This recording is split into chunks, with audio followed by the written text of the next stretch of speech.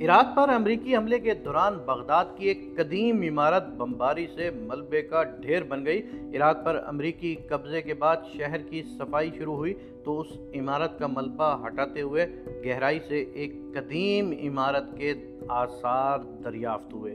یہ کسی درسگاہ کے آثار تھے۔ وہاں سے ایک قدیم کلمی نسخہ مکمل حالت میں دستیاب ہوا جس کا نام تحفۃ الاغانی تھا۔ مصنف کا نام عبداللہ بن طاہر البغدادی رضوی تھا۔ کتاب سے معلوم ہوتا ہے کہ مصنف عالم دین اور صوفی تھے۔ یہ کتاب ان کے کشف پر مبنی پیشن گوئیوں پر مبنی ہے۔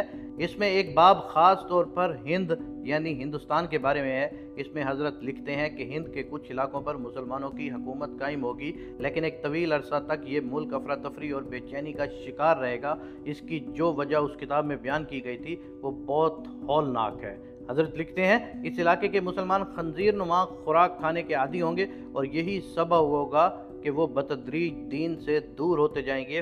بہت عجیب بات تھی کیونکہ پاکستان میں لوگ بظاہر ایسی کوئی چیز نہیں کھاتے۔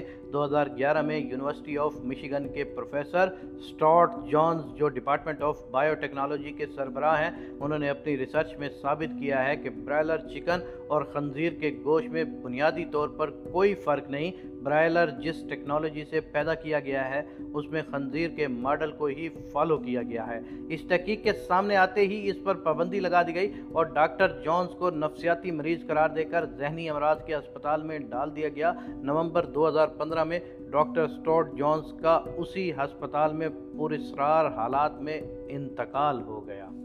اگر یہ تحقیق منظر عام پر آ جاتی تو مغرب کی multi billionaire dollar broiler chicken industry تباہ ہو جاتی۔ اس انڈسٹری کے بل پر انہوں نے مسلم ممالک میں اپنے ایجنٹس کو جیسے ارب پتی کیا، وہ سلسلہ بھی ختم ہو جاتا۔ اور سب سے اہم بات یہ ہے کہ مسلمان حرام گوشت کھا کے جن روحانی امراض کا شکار ہو رہے ہیں وہ اس سے نجات مل جاتی۔ انہی دنوں تل ابیب یونیورسٹی میں کدو کے خواص پر ایک ریسرچ پیش کی گئی۔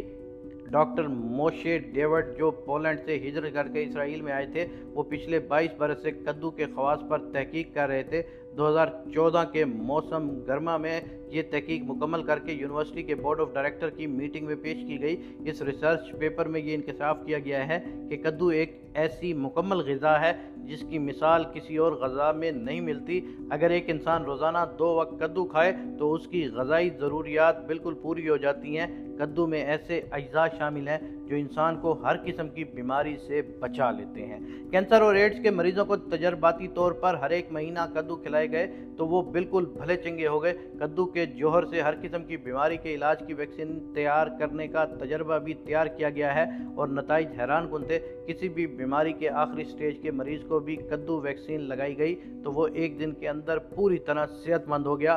حیران کن بات یہ ہے کہ ڈاکٹر موشے ڈیوڈ کو بھی اس کے بعد منظر عام سے غائب کر دیا گیا۔ تل ابیب ٹائمز میں ڈاکٹر ڈیوڈ کی بیوی مارشا ڈیوڈ کے انٹرویو بھی چھپا جس میں انہوں نے اپنے خاوند کی پراسرار گمشدگی پر سوالات اٹھائے تھے اور اس کا تعلق ان کی ریسرچ سے جوڑتے ہوئے حکومت سے مطالبہ کیا تھا کہ اصل حقائق کو سامنے لایا جائے۔ یہ معاملہ بھی بعد میں وقت کی گرد میں گم ہو گیا۔ اس ریسرچ کو اگر آفیشلی طور پر سامنے لایا جاتا تو اسلام کی حقانیت کھل کر پوری دنیا کے سامنے واضح ہو جاتی اور یہود و حنود کا کفر روز روشن کی طرح واضح ہو جاتا۔